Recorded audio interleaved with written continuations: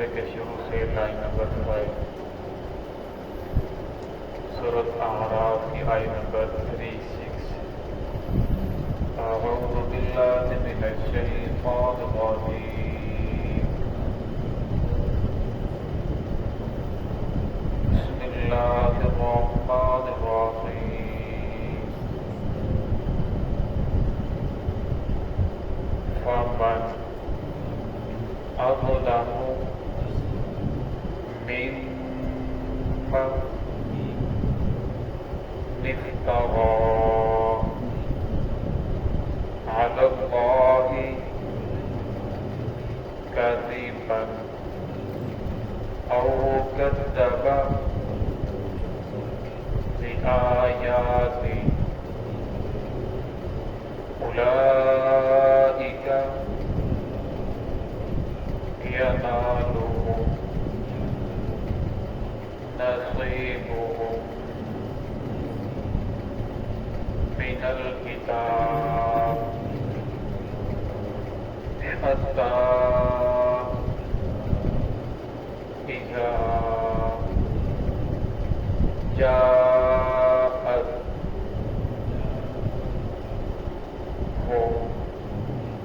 رسلنا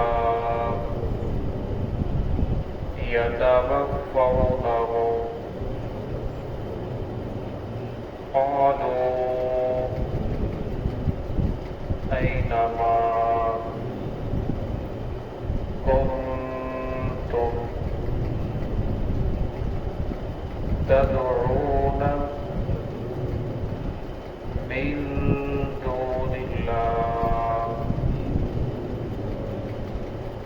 قالوا صلوا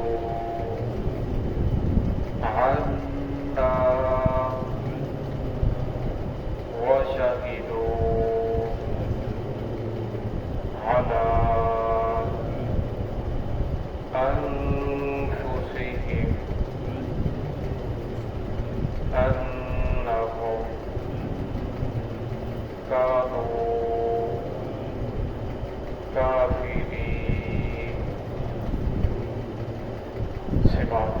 بسم الله الرحمن الرحيم، فمن أظلم ممن افترى على الله كذبا أو كذب بآياته أولئك ينالهم نصيبهم من الكتاب حتى إذا جاءتهم رسلنا يتوفونهم قالوا أينما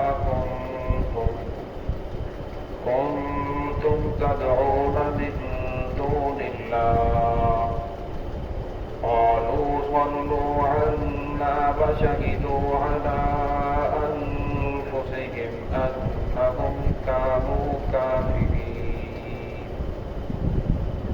فمن أظلم ممن افترى على الله كذبا، بس کون بڑا ظالم ہے اس شخص سے جس نے افترا باندھا اللہ رب العزت پر کذبا جھوٹ کا، او کذب او اس نے جھٹلایا بآیاتہ اس کی آیات کو، اولئک ینالهم نصیبهم، یہی لوگ ہیں کہ ان کو پہنچے گا ان کا حصہ من الکتاب، کتاب میں سے جو کتاب میں لکھا ہوا ہے، حتی اذا جاءتهم رسلنا، حتیٰ کہ جب آئیں گے ان کے پاس ہمارے بھیجے ہوئے، یتوفونہم، اور وہ انہیں موت دیں گے، قالوا اینما کنتم، پھر وہ کہیں گے اینما کنتم تدعون من دون اللہ، کہاں ہے وہ جن کو تم پکارتے تھے من دون اللہ، اللہ رب العزت کو چھوڑ کر، قالوا وہ کہیں گے ضلوا عنا، وہ ہم سے غائب ہو گئے، وشہدوا علی انفسہم، اور وہ گواہی دیں گے اپنے نفسوں پر، اپنے نفسوں کے خلاف، انہم کانوا کافرین، کہ بے شک وہ کفر کرنے والے تھے، انکار کرنے والے تھے۔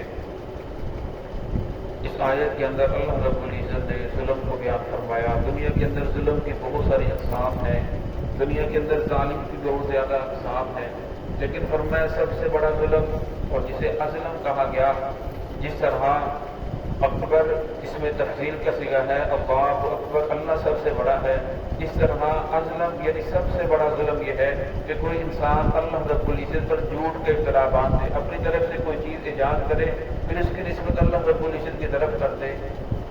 فرمایا یہ آدمی سب سے بڑا ظلم ہے. قرآن پاک کے اندر اللہ رب العزت نے شرک کا بار بار تذکرہ فرمایا کہ شرک بہت بڑا ظلم ہے. لقمان علیہ السلام نے اپنے بیٹے کو فرمایا تھا ان الشرک لظلم عظیم، اے میرے بیٹے شرک سے بچنا، شرک بہت بڑا ظلم ہے.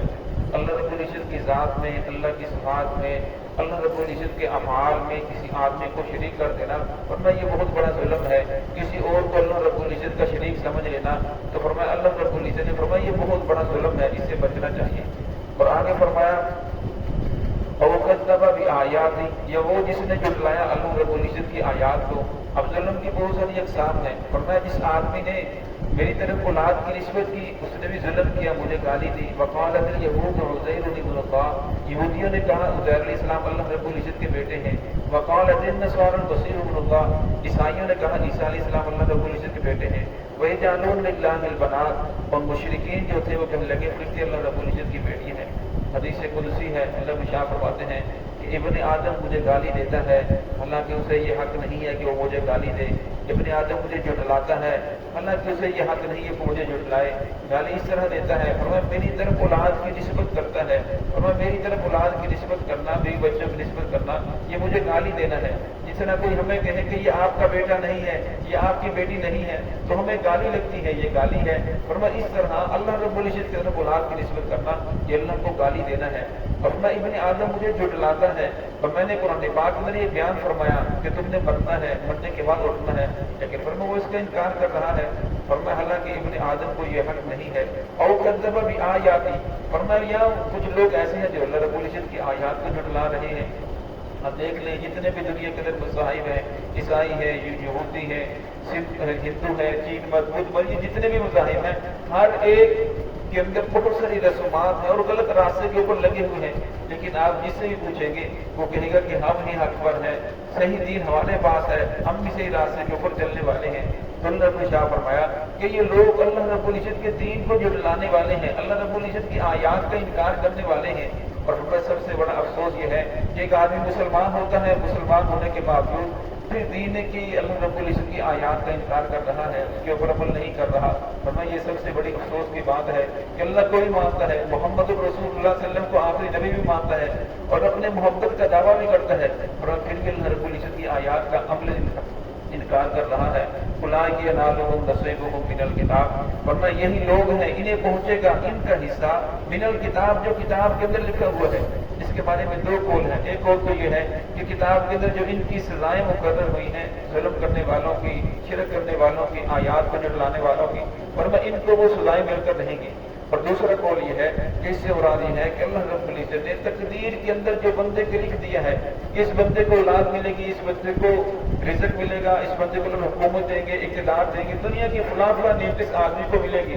فرمایا پھر دنیا کے اندر آ کر انسان نافرمانی کرے، فرما برداری کرے. فرمایا جو تقدیر کے اندر لکھا جا چکا، فرمایا اللہ رب العزت وہ انسان کو دیں گے، انسان کو صحت بھی ملے گی، ساری نعمتیں ملے گی. ہاں پریشانیاں تو آ سکتی ہیں، دماغی طور پہ وہ پریشان تو ہو سکتا ہے، لیکن فرمایا جو مقدر کے اندر نعمتیں لکھ دی وہ اللہ رب العزت انسان کو ضرور عطا کریں گے. لیکن فرمایا پھر آخرت کا معاملہ اس آدمی کے اوپر بہت زیادہ سخت ہوگا. اذا جاءتهم رسلنا يتوفونهم، فرمایا پھر اس آدمی کو نعمتیں ملتی رہتی ہیں. پھر ایک وقت آتا ہے حتی اذا جاءتهم رسلنا، ہمارے بھیجے ہوئے فرشتے اس آدمی کے پاس آتے ہیں. پھر اس کی موت کا جو وقت ہے وہ قریب ہو چکا ہوتا ہے، زندگی ختم ہونے کو ہوتی ہے. فرمایا دنیا کے جو انسان آیا ہے اس نے اس دنیا سے جانا ہے، چاہے وہ امیر ہے چاہے غریب ہے. جو آدمی جھونپڑی پہ رہتا ہے اسے بھی موت آئے گی، جو آدمی محلات میں رہتا ہے اس نے بھی اس محلات کو چھوڑ کر جانا ہے.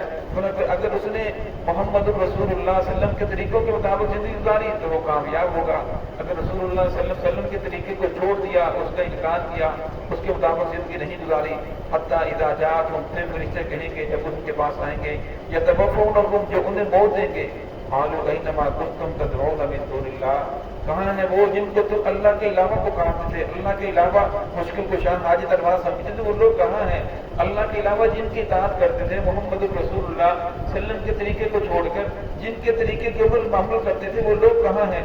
اور پھر وہ لوگ کہیں گے قالوا صلوا عنا، وہ ہم سے گم ہو گئے، وشہدوا علی انفسہم انہم کانوا کافرین، اور پھر وہ گواہی دیں گے اپنے ہی نفسوں کے خلاف کہ ہم دنیا کے اندر کفر کرتے رہے، ہم نے نافرمانی کی، لیکن فرمایا اس وقت اقرار جرم کرنا فرمایا وہ فائدہ نہیں دے گا.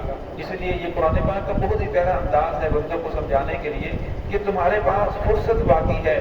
فرمایا کسی انسان کو کچھ پتہ نہیں کہ میری کتنی زندگی باقی ہے.